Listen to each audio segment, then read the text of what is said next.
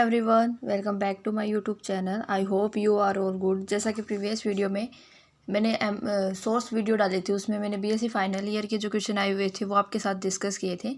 इस वीडियो में अपन डिस्कस करेंगे एमएससी फाइनल ईयर का सिलेबस। जो भी एमएससी केमिस्ट्री से कर रहे हैं उनका अपन सिलेबस डिस्कस करेंगे। फाइनल ईयर का सिलेबस है, तो सिलेबस डिस्कस करने से पहले मैं अगर आपको ये बताऊं कि एमएससी के अंदर कितने आपके पेपर लगते हैं, कितने मार्क्स के होते हैं, क्या उनमें पासिंग मार्क्स आपको चाहिए। तो आपके टोटल पेपर लगते हैं, आपके 7 पेपर लगते हैं। 3 पेपर होते हैं जो कि आपके कंपलसरी होते हैं। 4 पेपर आपके इलेक्टिव पेपर होते हैं जो कि अलग अलग कॉलेज में अलग अलग होते हैं। सबके कॉलेज में ग्रुप फर्स्ट के, ग्रुप सेकंड, ग्रुप थर्ड अलग अलग होते हैं। तो मैं आपके साथ डिस्कस करूँगी ग्रुप सेकंड के जो पेपर है, जिसमें ऑर्गेनिक सिंथेसिस फर्स्ट का पेपर है, ऑर्गेनिक सिंथेसिस सेकंड का पेपर है, हेट्रोसाइक्लिक केमिस्ट्री है और केमिस्ट्री ऑफ नेचुरल प्रोडक्ट, उसमें 4 पेपर है। तो पेपर डिस्कस करने से पहले मैं आपको बताऊं, जैसे कि आपका फर्स्ट पेपर, जैसे कि यहाँ मैंने आपको दिखा रखा है application of spectroscopy, photo chemistry and solid state chemistry आपकी है। सेकंड पेपर आपका लगता है, वो पेपर आपका लगता है बायो इनऑर्गेनिक, बायो ऑर्गेनिक और बायोफिजिकल केमिस्ट्री का, जो कि आपका आता है 75 मार्क्स का, और उसमें मिनिमम मार्क्स आपको चाहिए 27 मिनिमम मार्क्स आपको चाहिए। थर्ड पेपर जो आपका लगता है वो लगता है आपका इन्वायरमेंट केमिस्ट्री का, और इन्वायरमेंट केमिस्ट्री के अंदर 50 मार्क्स का ये पेपर आपका आता है, और आपको इसमें कम से कम जो है 18 मार्क्स आपको लाने होते हैं। और मैंने आपको जो बताया है 4 इलेक्टिव पेपर आपको मैंने बताए हैं, वो भी आपके 50 मार्क्स के ही होते हैं, और सब में आपको 18 मार्क्स आपको कंपलसरी लाने ही होते हैं। ये जो आपका पेपर है application of spectroscopy, photo chemistry and solid state chemistry का, ये पेपर आपका लगता है 100 मार्क्स का, और इसमें आपको कितने मार्क्स हैं लाने हैं, 37 आपको मार्क्स लाने। चलो स्टार्ट करते हैं। अब देखो, फर्स्ट पेपर का सिलेबस डिस्कस करने से पहले इसमें 5 यूनिट आपकी हैं। एक है अल्ट्रावायलेट एंड विजिबल स्पेक्ट्रोस्कोपी है, एक है मोसबियर स्पेक्ट्रोस्कोपी है, थर्ड यूनिट है आपकी एनएमआर स्पेक्ट्रोस्कोपी, फोर्थ यूनिट है आपकी फोटोकेमिकल रिएक्शन वाली, और फिफ्थ यूनिट है आपकी सॉलिड स्टेट रिएक्शन। ये आपकी क्या है, 5 इसमें यूनिट दे रखे हैं। अगर अब फर्स्ट का अगर मैं आपको सिलेबस बताऊं, तो फर्स्ट में इंपॉर्टेंट सिलेबस, अगर आप यहाँ से मैं आपके साथ ही शेयर कर दूंगी पीडीएफ, आप देख लेना सिलेबस। इसमें इंपॉर्टेंट क्वेश्चन बताऊँ। इंपॉर्टेंट क्वेश्चन एक तो ये आपका बीयर लैम्बर्ट लॉ है, ये हर बार पूछा जाता है। एक यहाँ से आपको फिशर वुडवर्ड रूल पूछ लिया जाए कॉन्जुगेटेड आयन के लिए। एक मिनट रुको, यहाँ से आपको फिशर वुडवर्ड रूल पूछ लिया जाए कॉन्जुगेटेड आयन और कार्बोनिल कंपाउंड के लिए, या फिर आपको स्टेरिक इफेक्ट पूछ लिया जाए बाईफिनाइल के लिए, आपको स्टेरिक इफेक्ट आपको बाईफिनाइल के लिए पूछ लिया जाए।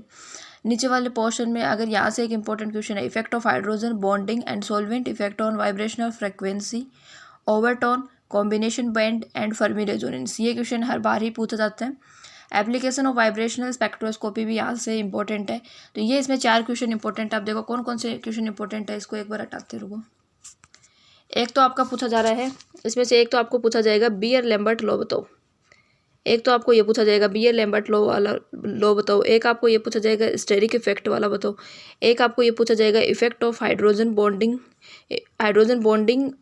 एंड सॉल्वेंट इफेक्ट और वाइब्रेशनल फ्रिक्वेंसी पूछा जाएगी, एक आपको ओवरटोन्स वाला पूछ सकते हैं, एक आपको कॉम्बिनेशन बैंड पूछ सकते हैं, एक आपको फर्मी रेजोनेंस पूछ सकते हैं। अगर आपकी और थोड़ा बहुत ही एप्लीकेशन ऑफ वाइब्रेशनल स्पेक्ट्रोस्कोपी वाला ये क्वेश्चन है, एप्लीकेशन ऑफ वाइब्रेशनल स्पेक्ट्रोस्कोपी, ये क्वेश्चन भी आपको आता है। अगर आपने ये क्वेश्चन कवर कर लिए तो आपकी ये यूनिट जो है ये इजीली हो जाएगी। यूनिट फर्स्ट में ये है, अगर आपके पास प्रॉपर टाइम है तो आप ये पूरा पोर्शन अगर आप पढ़ो। अगर आपके पास टाइम नहीं है तो आप यहाँ से जो था, एक तो बीयर लैम्बर्ट लॉ कर लो, एक फिशर वुडवर्ड रूल वाला कर लो, एक स्टेरिक इफेक्ट वाला कर लो, एक इफेक्ट ऑफ हाइड्रोजन बॉन्डिंग वाला कर लो, ओवरटोन कर लो, कॉम्बिनेशन बैंड कर लो, फर्मी रेजोनेंस कर लो, और इसकी एप्लीकेशन देख लो। आपकी ये यूनिट है ये इजीली कवर हो जाएगी, ठीक है। अब बात करें जैसे सेकंड यूनिट की, सेकंड यूनिट नाम से स्पष्ट है, मोसबियर स्पेक्ट्रोस्कोपी, इलेक्ट्रॉन माइक्रोस्कोपी, ओआरडी और सीडी, और एक है magnetic property of transition metal complex. इसमें ये आपको 4 पोर्शन इसमें दे रखे हैं। ये नीचे वाले जो पोर्शन है जैसे कि ओआरडी और सीडी, एक तो ये पोर्शन, और एक ये मैग्नेटिक प्रॉपर्टी वाला पोर्शन, ये आपका बढ़ा हुआ है। एक तो ये पोर्शन और ये पोर्शन आपने दोनों के दोनों जो पोर्शन है ये एमएससी प्रीवियस की क्लासेस में आपने अच्छे से कवर कर रखे हैं, तो आपको कोई भी डिफ़िकल्टी यहाँ से नहीं होगी। तो आप एक काम करना, यहाँ से अगर आप कवर करो तो इलेक्ट्रॉन माइक्रोस्कोपी, ओआरडी और magnetic property of transition metal complex, ये वाला 3 पोर्शन कर लो।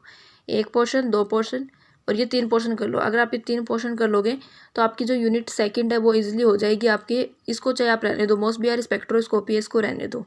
अगर प्रॉपर टाइम है तब तो आप ये 4 पोर्शन है, ये चारों पोर्शन करो। अगर आपके पास टाइम नहीं है तो इलेक्ट्रॉन माइक्रोस्कोपी कर लो, ORD कर लो, मैग्नेटिक प्रॉपर्टी और ट्रांजिशन मेटल कॉम्प्लेक्स कर लो। एग्जामिनर क्या करेगा, यहाँ से डायरेक्ट क्वेश्चन देगा, जैसे कि ORD और CD पर डायरेक्ट क्वेश्चन दे दिया उसने, या वो ऑक्टेंट रूल फॉर कीटोन्स के लिए पूछेगा, या फिर आपको 5 मार्क्स में ये पूछ लिया जाए एनामेलस मैग्नेटिक मोमेंट बताओ, मैग्नेटिक एक्सचेंज कपलिंग बताओ, या फिर स्पिन क्रॉसओवर बताओ। यहाँ से डायरेक्ट क्वेश्चन पूछा जाएगा। इस बार ये ऑक्टेंट रूल फॉर कीटोन है, ये अकेला जो है ये 10 मार्क्स का आया था, और 5 मार्क्स के यहाँ से मैग्नेटिक एक्सचेंज कपलिंग और स्पिन क्रॉसओवर यहाँ से आए थे। ये पोर्शन आया था आपका 20 मार्क्स का, नीचे वाले पोर्शन में से आया था, और 20 ऊपर वाले पोर्शन में से आया था, जिसमें से आपको पूछे गए थे, आपको ये पूछा गया था, एक तो ये बताओ मोस्पेयर स्पेक्ट्रोस्कोपी के बेसिक प्रिंसिपल पूछ लेगा यहाँ से। और इसके अंदर जो है एक तो है आपका Fe+2, एक है आपका Fe+3, एक है आपका Sn+2 और एक है आपका Sn+4। अगर आप ये 4 कर लेते हो तो आपकी यूनिट है ये इजीली कवर आपकी हो जाएगी, इसमें आपको कोई भी दिक्कत नहीं आएगी। और बाकी आप अपने हिसाब से देख लेना आपको कौन सी ईजी लगती है। आई थिंक अगर आप ये वाला पोर्शन कर लेते हो, नीचे वाले 2 कर लेते हो अगर टाइम है, तो ऊपर वाले नीचे से 3 पोर्शन भी अगर आप कर लोगे तो आपकी यूनिट ईजिली हो जाएगी। प्रॉपर टाइम है तो पूरे करके जाओ। और यहाँ से ये क्वेश्चन मैंने आपको बता दिया। अब बात करें जैसे कि थर्ड यूनिट की, अगर आप बात करें थर्ड यूनिट है जैसे कि NMR स्पेक्ट्रोस्कोपी, इसके भी 2 पार्ट हैं। NMR स्पेक्ट्रोस्कोपी और मास स्पेक्ट्रोमीट्री, इसके भी 2 पार्ट दे रखे हैं, NMR स्पेक्ट्रोस्कोपी और मास स्पेक्ट्रोमीट्री। अगर आप यहाँ से जैसे कि एग्जामिनर क्या करता है कि इसमें से भी आपको क्वेश्चन दे देता है और इसमें से भी दे देता है, तो आप ये करना 2 डायमेंशन NMR स्पेक्ट्रोस्कोपी और मास स्पेक्ट्रोस्कोपी, ये वाला पोर्शन और ये वाला पोर्शन कर लेना, आपका इजीली यहाँ से क्वेश्चन हो जाएगा, इजीली यहाँ से क्वेश्चन हो जाएगा। अगर मैं बताऊँ मास स्पेक्ट्रोस्कोपी में आपको कौन कौन से क्वेश्चन पूछे जाएंगे, या तो आपको एग्जामिनर मोलिकुलर आयन पीक पूछे, या फिर मेटल स्टेबल आयन की पीक पूछे, MC लेफर्टी रीअरेंजमेंट और नाइट्रोजन रूल है जो कि हर बार ही पूछा जाता है। ये 4 क्वेश्चन है जो कि वेरी इंपॉर्टेंट है। कई बार अगर आपको ये 4 टेक्निक्स दे रखी है, जैसे कि EI टेक्निक दे रखी है, electron ionisation, CI chemical ionisation, FD field desorption, FAB fast atom bombardment, तो ये आपको टेक्निक भी पूछ सकता है एग्जामिनर, या फिर आपको शॉर्ट नोट के अंदर ये पूछ ले, टेक्निक्स के बारे में पूछ ले, शॉर्ट नोट इनके बारे में पूछ ले। तो आप अगर ये वाला पोर्शन 2 डायमेंशन NMR स्पेक्ट्रोस्कोपी में जितनी भी ये टेक्निक दे रखी हैं वो टेक्निक्स कर लो, और मास स्पेक्ट्रोमेट्री वाला पोर्शन जो है वो अच्छे से कवर कर लो। आपका एक क्वेश्चन जैसे मैंने बताया ईजी हो जाएगा। अगर आप ऊपर वाला पोर्शन कर रहे हो तो या तो ऊपर वाला पोर्शन कर लो, और अगर मास स्पेक्ट्रोमेट्री कर रहे हो तो मास स्पेक्ट्रोमेट्री करने से थोड़ा सा ये NMR स्पेक्ट्रोस्कोपी की टेक्निक्स हैं ये भी देख लेना, क्योंकि एग्जामिनर क्या करता है कई बार क्या कर लेता है यहाँ से भी क्वेश्चन पूछ लेते हैं।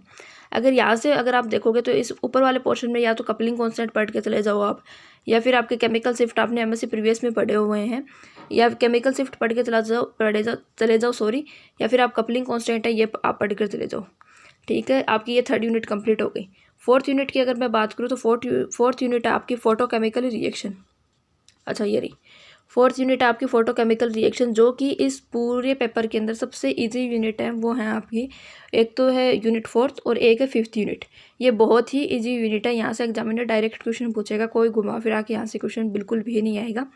फोटोकेमिस्ट्री की अगर मैं बात करूँ तो फोटोकेमिस्ट्री इसके भी पोर्शन दे रखे हैं, फोटोकेमिकल रिएक्शन दे रखा है, फोटोकेमिस्ट्री ऑफ एल्किन की दे रखी है, फोटोकेमिस्ट्री ऑफ कार्बोनिल कंपाउंड की दे रखी है, फोटोकेमिस्ट्री ऑफ एरोमेटिक कंपाउंड की दे रखी है। तो ये आपको 4 पोर्शन इसमें दे रखे हैं। एग्जामिनर क्या करता है, ये जो वाला पोर्शन है फोटोकेमिस्ट्री ऑफ एल्किन वाला, या फिर फोटोकेमिस्ट्री ऑफ कार्बोनिल कंपाउंड, या फोटोकेमिस्ट्री ऑफ एरोमेटिक कंपाउंड, यहाँ से एग्जामिनर क्या करेगा डायरेक्ट क्वेश्चन पूछेगा। बहुत ही कम चांसेस हैं कि यहाँ से कोई क्वेश्चन आ जाए।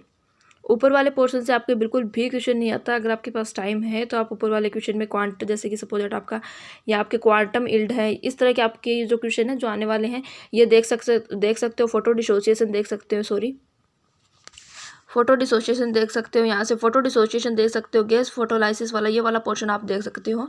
वरना फोटोकेमिस्ट्री ऑफ एल्किन करके जाओ, फोटोकेमिस्ट्री ऑफ कार्बोनिल कंपाउंड करके जाओ, फोटोकेमिस्ट्री ऑफ एरोमेटिक कंपाउंड आपके करके जाओ। या तो एग्जामिनर क्या करेगा, यहाँ से आपको डायरेक्ट ट्यूशन दे देगा कि explain photochemistry of alkene, short note पूछ सकता है, 5 मार्क्स में आपको शॉर्ट नोट पूछ सकता है। ठीक है, यह एग्जामिनर क्या करेगा, रीअरेंजमेंट ऑफ 1,4,1,5 डाइन का, जो कि इंपॉर्टेंट है, जैसा कि आपने पढ़ा हुआ भी होगा, MSc प्रीवियस में भी आता है थोड़ा बहुत ये। एक आपको एग्जामिनर क्या करेगा, ऑक्सीटेन का फॉर्मेशन दे देगा 5 मार्क्स के अंदर, जैसे कि ऑक्सीटेन का फॉर्मेशन है पैटर्नो-बुची रिएक्शन, इसी को बोलते हैं। तो ये वाला आपको क्वेश्चन दे सकता है। सॉरी,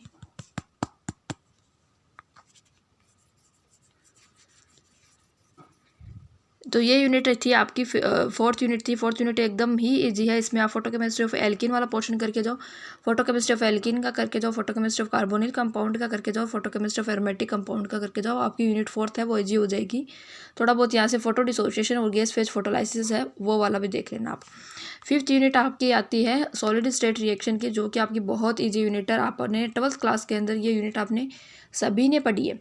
तो सॉलिड स्टेट रिएक्शन है इसके अंदर, क्रिस्टल डिफेक्ट और नॉन स्टाइकियोमेट्री है, electronic property and band theory है इसके अंदर, और ऑर्गेनिक सॉलिड है। इसके अंदर भी कितने पोर्शन दे रखे हैं? 4 पोर्शन दे रखे हैं।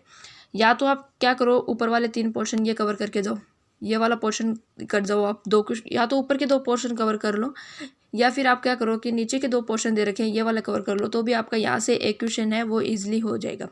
एग्जामिनर यहाँ से डायरेक्ट क्वेश्चन मैं आपको बताऊँ तो डायरेक्ट क्वेश्चन कौन कौन से पूछे जाएंगे यहाँ से, या तो आपको kinetics of solid state reaction पूछ लिया जाए, 5 नंबर 10 नंबर में आपको ये आ सकता है, kinetic of solid state reaction पूछ सकते हैं।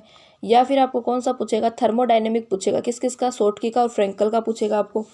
थर्मोडाइनेमिक पूछ लिया जाए, शॉर्टकी और फ्रैंकल का। या फिर आपको कौन सा कर देगा यहाँ से, परफेक्ट और इम्परफेक्ट क्रिस्टल, जो है परफेक्ट और इम्परफेक्ट क्रिस्टल है ये पूछ लिया जाए। या फिर ये डिफेक्ट आपको पूछ लिया जाए। इस ऊपर वाले पोर्शन के अंदर ये आपके 3 डिफेक्ट दे रखे हैं, पॉइंट डिफेक्ट दे रखा है, लाइन डिफेक्ट है और प्लेन डिफेक्ट है। ये तीनों डिफेक्ट है जो कि बहुत ही कम चांसेस हैं, यहाँ से क्वेश्चन बिल्कुल भी नहीं आता। या तो एग्जामिनर काइनेटिक्स पूछेगा आपको, या फिर आपको थर्मोडाइनेमिक पूछेगा, थर्मोडाइनेमिक पूछ सकता है, या फिर आपको क्रिस्टल पूछेगा, या फिर डिफेक्ट इंट्रेंसिंग और एक्सटेंसिंग डिफेक्ट पूछेगा। ये है पॉइंट डिफेक्ट, लाइन डिफेक्ट और प्लेन डिफेक्ट। यहाँ से क्वेश्चन बहुत ही कम चांसेस है यहाँ से क्वेश्चन आएंगे। अगर आप ये वाला पोर्शन भी कर जाओगे तो आपका इजीली एक क्वेश्चन हो जाएगा। अगर किसी बच्चे को नीचे वाले 2 पोर्शन इजी लगते हैं, जैसे कि इलेक्ट्रॉनिक प्रॉपर्टी और बैंड थ्योरी, या फिर ऑर्गेनिक सॉलिड की अगर मैं बात करूँ, अगर ये वाले पोर्शन आपको अच्छे लगते हैं तो आप यहाँ से क्या कवर करोगे, एग्जामिनर आपको क्या पूछेगा, बैंड थ्योरी पूछेगा। यहाँ से एक डायरेक्ट ही क्वेश्चन ये बनता है कि बैंड थ्योरी बताओ, आप मेटल की बैंड थ्योरी बताओ, इंसुलेटर की बैंड थ्योरी बताओ और सेमीकंडक्टर की बैंड थ्योरी बताओ। एक क्वेश्चन तो ये बन जाएगा यहाँ से। या फिर कई बार यहाँ से कौन सा क्वेश्चन पूछ सकते हैं, यहाँ से आपको पीएन जंक्शन है, ये बहुत ही कम चांसेस है, यहाँ पीएन जंक्शन बिल्कुल भी नहीं आता। या फिर आपको ये सेमीकंडक्टर के बारे में दे दे, डोपी सेमीकंडक्टर के बारे में बताओ, आप अलग अलग सेमीकंडक्टर दे रखे आपके, सुपर सेमीकंडक्टर, इनके बारे में आपको क्वेश्चन पूछ सकता है। ऑर्गेनिक सॉलिड के अंदर तो ये चारों ही इंपॉर्टेंट है, इलेक्ट्रिकल कंडक्टिंग सॉलिड भी इंपॉर्टेंट है, ऑर्गेनिक चार्ज ट्रांसफर कॉम्प्लेक्स भी इंपॉर्टेंट है, ऑर्गेनिक मेटल्स भी इंपॉर्टेंट है और न्यू सुपर कंडक्टर भी। कहने का मतलब ये है कि इस यूनिट के अंदर कोई इंपॉर्टेंट वैसे नहीं है, पूरी यूनिट ही क्या है एकदम इंपॉर्टेंट है और एकदम ईजी है। अगर आप प्रॉपर पढ़ते हो तो पूरी यूनिट एकदम ईजी है। या तो ऊपर वाले 2 पोर्शन कर लो या नीचे वाले 2 पोर्शन कर लो, पूरे पोर्शन करने की जरूरत नहीं है। अगर आपके पास फिर भी टाइम है तो या तो ऊपर से 3 पोर्शन करो या फिर नीचे से 3 पोर्शन करो। ऐसा नहीं कि बीच में से 3 पोर्शन मत करो, या तो ऊपर के 3 पोर्शन कर लो, जैसे सॉलिड स्टेट रिएक्शन कर लिया आपने, क्रिस्टल डिफेक्ट कर ली, या इलेक्ट्रॉनिक प्रॉपर्टी और बैंड थ्योरी कर ली, कोई बात नहीं। या तो ऊपर के 3 पोर्शन करो, या फिर आप ऑर्गेनिक सॉलिड कर लो, इलेक्ट्रॉनिक प्रॉपर्टी बैंड थ्योरी कर लो, क्रिस्टल डिफेक्ट और नॉन स्टाइकियोमेट्री कर लो। इस तरह से आप ये क्वेश्चन कर सकते हो। अगर आपके पास, अब मैं बताऊं कि अगर आपके पास बिल्कुल भी टाइम नहीं है, जैसे कि सबको पता है कि एमएससी के एग्ज़ाम या कॉलेज के एग्ज़ाम होती है, जिस दिन टाइम टेबल आते हैं उसी दिन आप पढ़ते हैं, अपन भी उसी दिन ही पढ़ते हैं, तो आपको क्या करना है कि इसमें से एक तो यूनिट 4th अच्छे से कवर करके जाओ, एक यूनिट 5th अच्छे से कवर करके जाओ, एक यूनिट 2nd अच्छे से कवर करके जाओ, आपकी अच्छे से हो जाएगी। ये यूनिट आप अच्छे से करके जाओ, 3 यूनिट करके जाओ, 3 यूनिट एकदम ईजी हो जाएगी। ये वाली यूनिट है यूनिट 3rd, इसमें तो फिर भी दोनों के पोर्शन में से क्वेश्चन आ सकते हैं।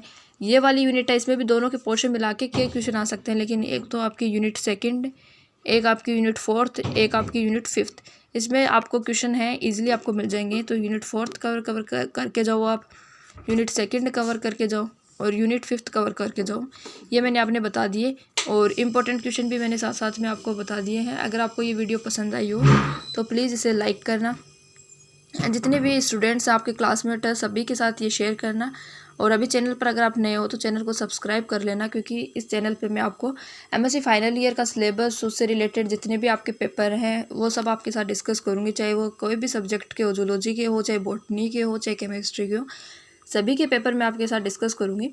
अगर आपको पेपर 2nd का जो है वो भी मैं सिलेबस आपके साथ डिस्कस करूँगी, जो कि है आपका बायो इनऑर्गेनिक, ऑर्गेनिक और बायोफिजिकल केमिस्ट्री का, उसका सिलेबस भी मैं आपके साथ डिस्कस करूँगी। आप मेरे चैनल की प्लेलिस्ट पर जाकर के ज़रूर चेक करना। अगर आपको ये वीडियो पसंद आए तो इसे लाइक करना, अगर आपको वीडियो पसंद आई हो तो प्लीज़ इसे लाइक करना। एंड आपने जितने भी क्लासमेट हो उन सभी के साथ आप ये वीडियो शेयर करो, और अगर चैनल पे नए हो तो चैनल को सब्सक्राइब कर देना। एंड आई होप आपके लिए ये वीडियो बहुत ज़्यादा हेल्पफुल रही हुई हो। And thank you everyone.